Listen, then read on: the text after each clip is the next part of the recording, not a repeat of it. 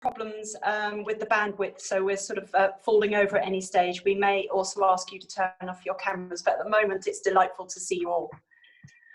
So that we can compile a register of attendance, please take a few moments if you can to actually add your name and where you're from or representing in the chat box. Please also use the chat function to leave any comments or questions that you may have.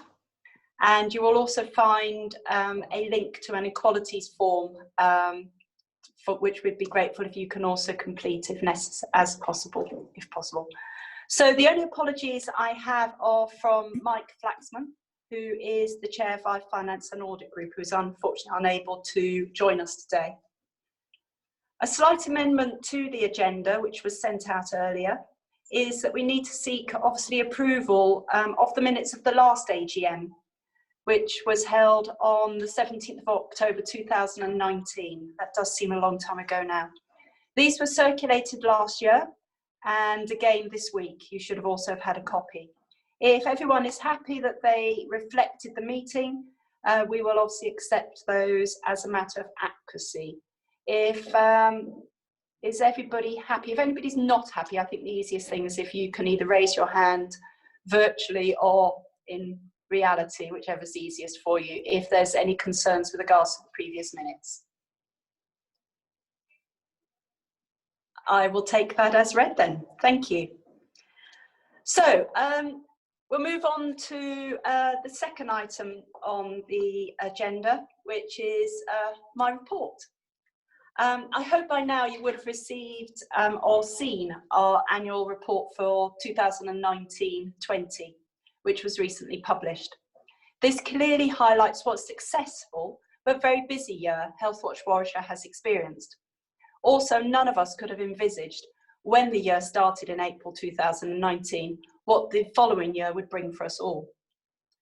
And when COVID-19 changed the world in March 2020, Healthwatch Warwickshire reacted quickly to ensure they were able to continue their engagement with the public, helping the patient voice and experience to continue to be used in the design, review and improvement of local services. As you can imagine, this was not an easy process, as it meant enabling all staff to work effectively at home, including re-establishing telephone and IT systems. I am very proud with how Chris and the team reacted and the work they carried out during lockdown, including regular updates and information for everyone on the website and social media. Regular and proactive contact was restored and maintained with key partners and other stakeholders. And work continues to monitor the restoration and reset of services and how these are communicated to the public. On more general matters, Healthwatch Warwickshire continue to receive feedback from the public throughout the year through either our information and signposting service or through project work. Over 2,000 pieces of feedback were received and over 1,900 people engaged with us through more than 100 community events. Our online activity increased by more than 50%, with more than 5,000 people visiting our website. Listening and responding to inquiries and feedback from the public and hearing about lived experience is very much at the heart of what we do. The main issues involve access to services, quality of care, service organisation, staff attitudes, patient records and communication between staff and patients. Although, as you can imagine, this is only a snapshot of the variety of subjects people wish to discuss. Healthwatch Warwickshire carries out a number of projects and surveys every year, and I just wanted to take a few moments to highlight some of the recent ones. The Right to Access project for homelessness continues to raise awareness of people's rights to access primary care treatment. This has involved working directly with local organisations, delivering workshops, handing out rights to access cards to individuals, and also distributing booklets to GPs and organisations that work with people experiencing homelessness. This project continues to make a difference and is being extended. Healthwatch Warwickshire and Healthwatch Coventry work together to gather the public's view on the priorities for the NHS long-term plan. 795 responses were received in total. We were also pleased to work with South Warwickshire Foundation Trust to ask the public what they thought of an online portal to manage their healthcare and what they would like to see on the portal. 428 people responded to this survey. During the year, we held 2 standing conferences. These focused on the NHS long-term plan and the introduction of primary care networks. A survey on the back of these events also took place to find out what the public knew about their patient participation groups and how their GP practice informs them of changes. 905 responses to this survey were received. In May, we completed a project, again in partnership with Healthwatch Coventry, on COVID-19 to gather the lived experiences of people during the pandemic lockdown. There were over 1,000 responses to the survey, and we are working with key stakeholders to disseminate these findings. Finally, Healthwatch Warwickshire was recently selected as one of only 5 pilot sites by Healthwatch England to look at accelerated discharge from acute services. Final reports for all of our projects can be found on our website. We have a very small team, and I hope you will agree with me that they do and continue to accomplish an amazing amount of work and really help to make a difference to Warwickshire people. I would therefore like to take this opportunity to thank Chris and his small team of staff, our volunteers who play such a vital role, the board of directors. Sadly, our small team of staff recently got smaller when we said goodbye to Jessica Brooks, who was a great asset to the team, but has recently relocated. This has left a vacancy for an insight and communications lead. So if you know of anyone who may be interested, please direct them to our website. I would like to thank our key stakeholders and partners that we work closely with, including Healthwatch Coventry, Healthwatch England, local government, the NHS and the voluntary sector. During the year, 2 board members that regretfully stood down, that was Bob Malloy and Trevor Wright, but I'm delighted that Katie Wheatman has now joined us. I'm also pleased to confirm that long-standing director Paul Tolley has taken on the role of vice chair, which is amazing support for myself. I hope, as I'm sure you all do, that 2021 will be an easier year for us all, but also that we learn from the lessons our experiences of 2020 has brought and continue to work together to make sure that we understand the needs and concerns of people that use health and social care services, that everyone looks to put people at the heart of care. Thank you. So that's my report. That's a really, really quick whistle stop and really doesn't pay justice to the work of Chris and the team. And when I say team, I include the staff and the volunteers and the board of directors. But it is a snapshot. We'll have opportunity for any questions at the end. So if you will bear with me, I will pass over to Chris Bain, who is going to, on behalf of the Finance and Audit Group, give you the finance report for 1920. Chris? Thank you, Chair. Can I just start by echoing your thanks to our volunteers, our staff and our board of directors for a huge amount of work during this last year. You did mention that we've been punching above our weight, and I think we did for a small team, but we all do it together. And we've got a lot of partners who work with us to make it happen as well. So that was just a quick word from me. The finance report would normally have been delivered by Mike Flaxman, but he is unable to be with us today for personal reasons. But he has given me a short prepared statement to read out, which I will do now. And I will take it that people have read the finance report, which is in the annual report. This is just really to clarify some issues on that. Mike writes, to carry out our work, we are funded by Warwickshire County Council. We are actually, our contract is actually directly managed by Public Health Warwickshire. Following a successful tender process in 2018 for the Warwickshire Health Watch contract, we have a 3-year fixed sum contract which runs until the end of October 2021. But there are options to extend that for a further 2 years. In financial year 2019-20, we received additional income from other sources, our total external income being £226,716, excluding support from our reserves. We spent £239,037, which is an overspend of £12,321, which has been confirmed by our auditors. This was a deliberate decision by the board to spend money from reserves to pay for an additional engagement and outreach officer. This is a slight update from the draft figures in our annual report. And this was, as I indicated earlier, entirely planned in our budget for 2019-20. And going forward, we will continue to use reserves to fund an additional E&O officer until November 2021 and possibly beyond at an annual cost of £19,200. And that concludes Mike's report for today, Chair. Thank you, Chris, and thank you to Mike for producing that report for us.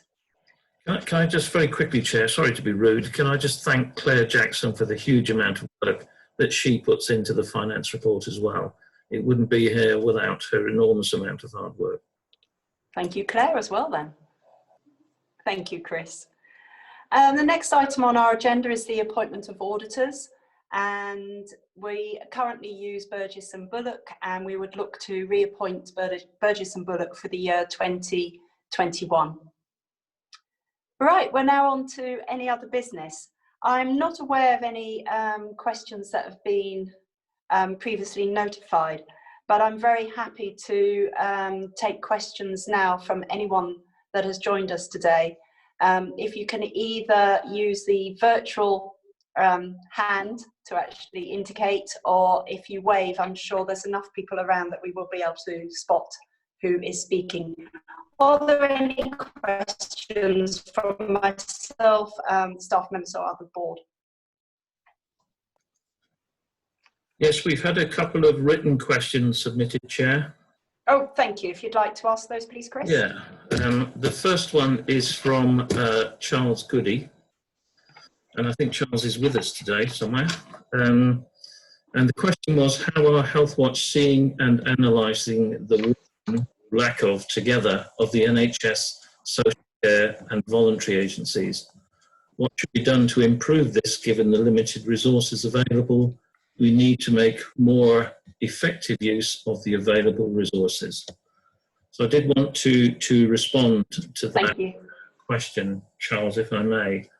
Now, the history of this isn't great. I mean, I think we were all slightly scarred by our STP experience over a couple of years. But what we're seeing now is that the will to work in partnership is definitely there. And in preparation for this question, I did do a little bit of background research yesterday at the place executives or transition boards which have been set up. Those do have both a local government and a third sector presence, even though they are largely NHS dominated. The Health and Care Partnership, which is the former STP, does have a voluntary sector presence, including local authorities, and the executive group, which supports the Health and Care Partnership, does have a local authority presence as well, although no third sector presence. The Health and Wellbeing Board does have a lot of local authorities, district and county council, but there is an NHS presence there as well. There's no third sector as far as I'm aware at the moment. And the Open Scrutiny Committee, the third sector are not present in that. So there's a mixed picture across the place. But what I would say that it's fair to say there's been more progress towards integrated working in the last 6 months than I've seen in the previous 10 years. I think there's been a huge amount happening. It's also fair to say that the new normal of virtual working is probably accelerating that process. But clearly, and your question indicates this, Charles, that there are still questions that remain. So the ones that occurred to me last night were, how well do primary care networks engage with local government and the third sector? Housing and health work together. How much is the third sector really involved in decision making about discharge? And how much can the NHS really influence local government policy and vice versa, given their relative statutory duties? And there's a lot more questions we could ask about that. So my answer, Charles, in brief, is that in short, a lot of progress has been made, but there is much, much more to do. Charles also asked a question about the viability of the third sector earlier on, because there is a significant role envisaged for the third sector in building back better in the reset and recovery of health and social care. There are some examples of where it's working: social prescribing, care navigators. But I do worry that the relationship between NHS and local government and the third sector is mainly transactional rather than partnership based. And I think that will need to change. And so I was asking myself, what steps are we actually taking to ensure the third sector have the resources and the resilience to play a part that is envisaged for them? The sector is suffering from things like the impact of COVID-19 on fundraising, personal contact-based services, and the need for volunteers to work remotely. It's putting them under huge pressure. And I guess the question I would close with, Chair, is if we do not support them now, will they still be there when we do call upon them? I think we need to be supporting our third sector. We have a second written question, Chair, submitted earlier today, and it's from Chris Edgerton. I see he also has his hand raised, so I don't know whether Chris wanted to ask his own question, because he's also raised his hand. Yep. Chris, did you want to ask a big question you've submitted plus any other question?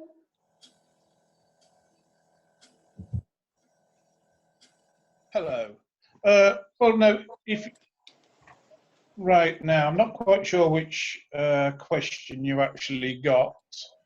Perhaps if you'd just like to read out the question which you actually have in front of you. But I know somebody's made a reply to this before. I've made this comment before.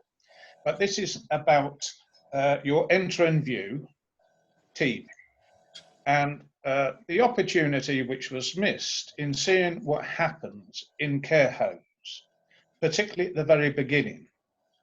Now, health-acquired infections throughout care homes have been going on for years, just like they actually happen in hospitals.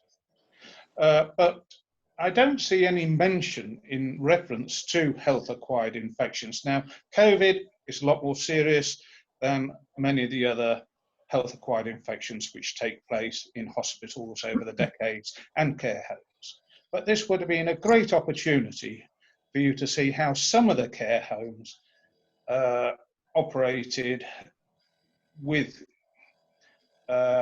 health-associated infections. Myself, as a carer, somebody in a care home, I contacted the health protection team in 2008 because of lockdowns.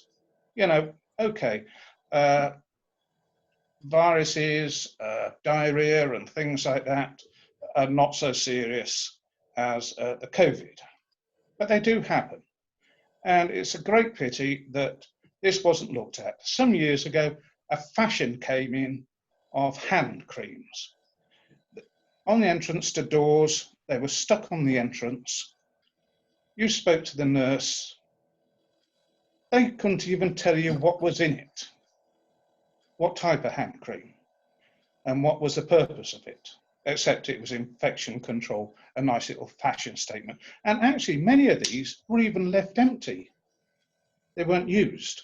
Now, as we see now, even with your giveaway hand sanitizer, which is only 60%, perhaps now you'll have to look at in the future of actually these giveaways which you do, obviously increasing the alcohol content, you know, perhaps to the 75 plus. But this is all to do with health infections.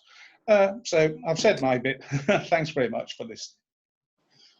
To be truthful, I think it's a valid point that you make, and there has been quite a microscope. No, microscope, that's not right, is it? Whatever detectives use on the care homes, especially because of obviously the recent situation during lockdown and the increase in cases within care homes.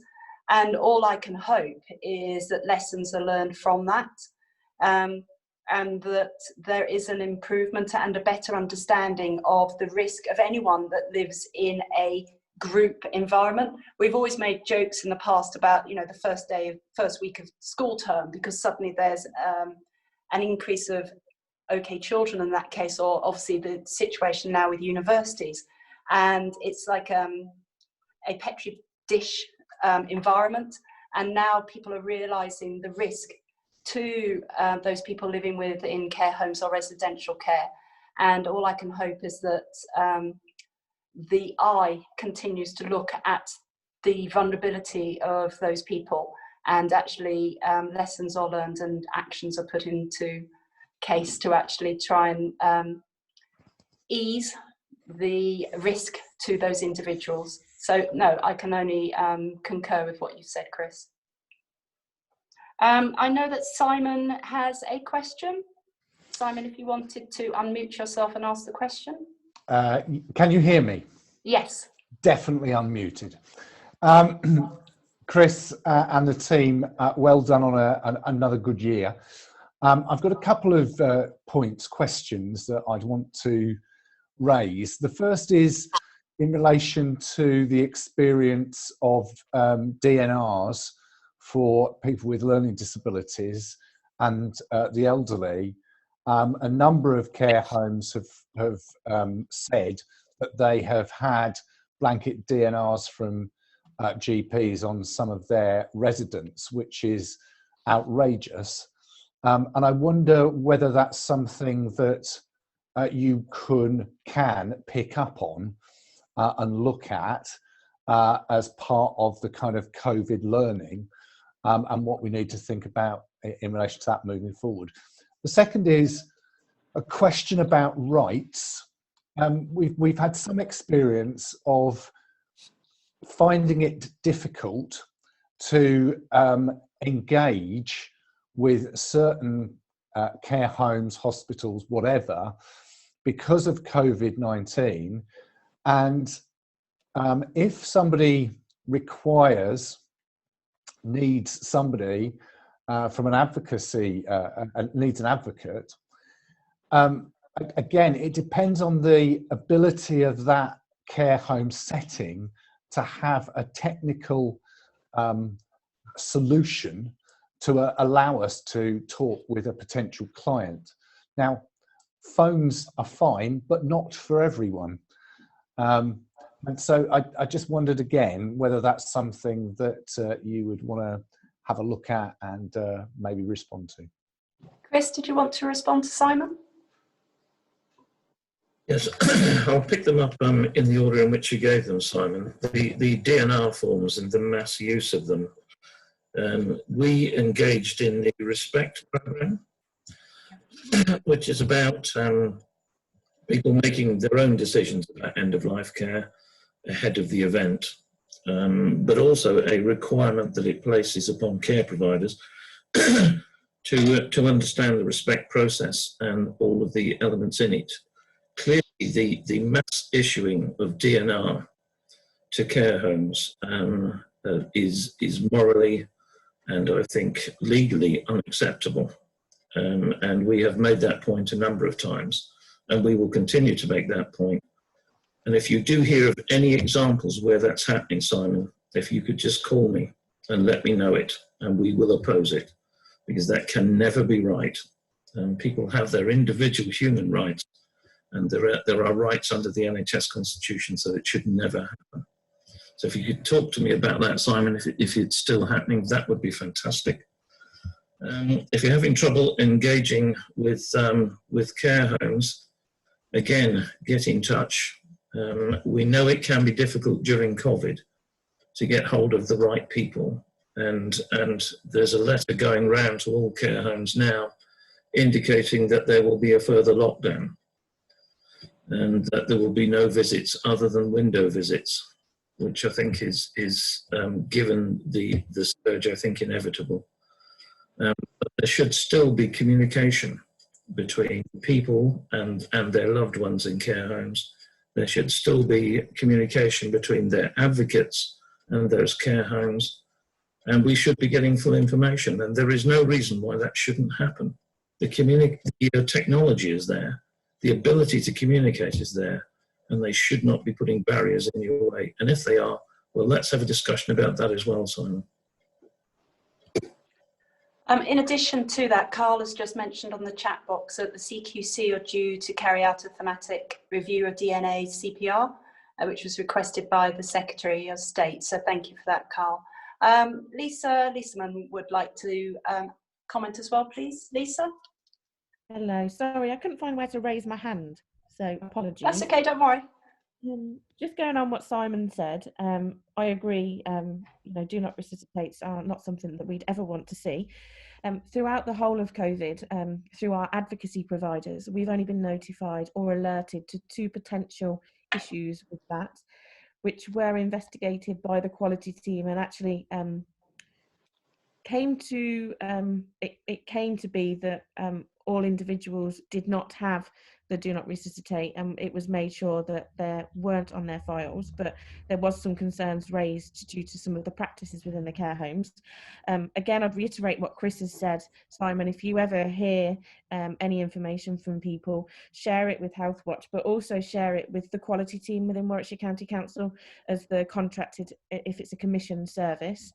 And just to pick on in terms of access, this has been something that's been raised not only in third sector care homes, but also within health settings, hospitals, due to the lack of Wi-Fi issues and some of the technical issues that can be faced. So some people may have devices, but actually can't get on the system. So we had really close relationships with the hospitals and care homes to try and address some of this. Warwickshire County Council gave out computers to support that.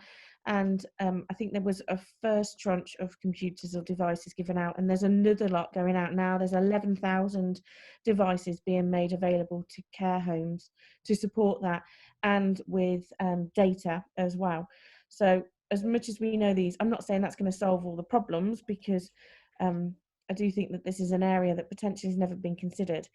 And then just going on Jerry's point, I think Coventry for a while has had no visits. It's been window visits. Or outside visits or virtual visits due to the high numbers in increasing. Obviously, it's not ideal in all scenarios, and there are only some cases where face-to-face would be delivered, and there's a list there, and then PPE would have to be followed. So I'm not saying that we've got all the answers. There have been some acknowledgements to this throughout COVID, and there's been some support to try and address some of this. I don't think it's going to go away. But yeah, I just thought I'd give a bit of an update. Thank you, Lisa. I appreciate that. Mark, I realise you've put a question in the chat box. I didn't know whether you wanted to take this opportunity to actually ask that question. Hi, Les. Well, I mean, I know it's quite a sort of specialised area, but I mean, the reason I'm quite interested is obviously with non-emergency patient transport, it makes up sort of kidney patients who receive intensive hemodialysis make up a very big percentage of the usage of it. And whilst I'm aware of the national report, which is to be applauded, that Healthwatch did, I was just wondering if sort of locally anything's been done looking into it. More saliently, you know, sort of after information about or who I need to chase up on when the NEPT contract is up with West Midlands Ambulance Service. And if the CCG are actually looking at using personal budgets instead of patients being reliant on ambulances, because there's a whole host of patients, not just renal patients, who could actually use personal budgets instead of ambulances. And the cost savings to the CCG has been, as quite aptly illustrated there in Devon, as significant. Thank you, Mark. Chris, do we know anything about non-emergency patient transport? No, Mark, if you leave us some details, we'll find out what the current position is and we'll get back to you. Okay. Thank you, Chris. Are you happy that Mark, we'll delve into it a bit deeper for you and come back to you? Okay, so do you want me to drop you an email, Chris?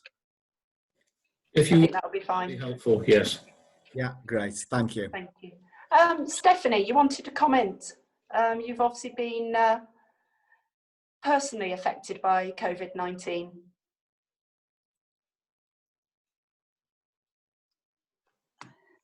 Unmute. Can you hear me? Yes, Stephanie, we can Thank hear you very much. This is the first time I've done anything like this, so please bear with me. Yes, I'm a COVID-19 survivor. I live in It's Coleshill. really nice to see you. Thank you, in Warwickshire, Coleshill, and I have been really poorly. I'd already got pulmonary fibrosis, was shielding, obeyed all the rules, but I still caught it from a delivery driver to Piers. But anyway, I just wanted to say thank you. And I don't know her surname, but she's called Poonam. And Poonam's on here today. Is she? Right. Well, Yes. I just wanted to say a public thank you to her, because when I was getting better, it came into my inbox to fill out my experiences, which were partly horrendous and partly wonderful. Wonderful new doctor to Hazelwood. I couldn't have had better care. But the high street pharmacy stopped delivering medicines, even though you'd paid your £60 without telling us. And I was lying on my front room carpet in a very poor state. And I remembered a flyer through the door. I found it, and I've had a Coleshill angel. They're a big group. And she has been looking after me, and she continues to, Wendy, and she sorted it all out. So I also, Poonam, took this further and found out why this chemist, which of course I will not name, did not do that. And they said they are by law, they have to dispense your script, but by law not deliver it, even if you've paid your £60 and you never answer the telephone and there's no way to get your medicines because you live alone. So I have learnt from that, and I've now changed to an independent chemist out of this area who will deliver and couldn't be better and more different. And I've got a good relationship. But Poonam carried on keeping in touch with me, and it just meant such a lot. Sorry to get upset. That's absolutely fine, Stephanie. I've still got post-COVID fatigue and Yes. silly tears for no reason.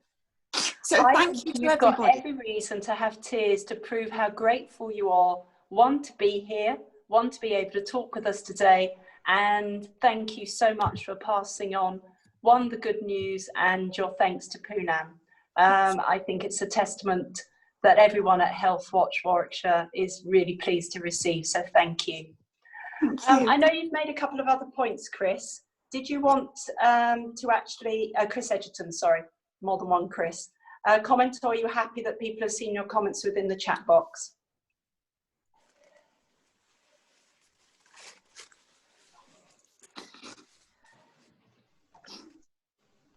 I will take that as you're happy. Are there any other questions? I can't see any. This is me scrolling on my screen. I apologise for that. Any other hands raised? Is there anyone I have missed?